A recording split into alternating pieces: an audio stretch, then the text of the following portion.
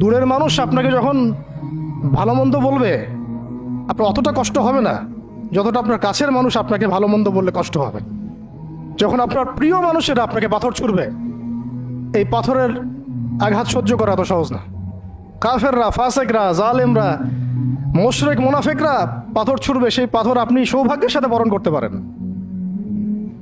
সে রক্তক্ষরণে আপনার কষ্ট হবে না। তো প্রিয় মানুষদের দেওয়া অপবাদ, মিথ্যাচার, গীবত, তহমত, পাথর আপনাকে এত কষ্ট দিবে, এই কষ্টের লোড আপনি সহ্য করতে পারবেন না।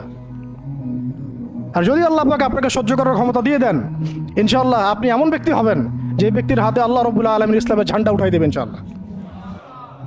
এবং ইনশাআল্লাহ যাকে আল্লাহ রাব্বুল আলামিন পুরো কওমের জন্য কবুল করবেন ইনশাআল্লাহ। এবং পুরো শক্তি আপনার সামনে একদিন না একদিন পরাজয় বরণ করবেই।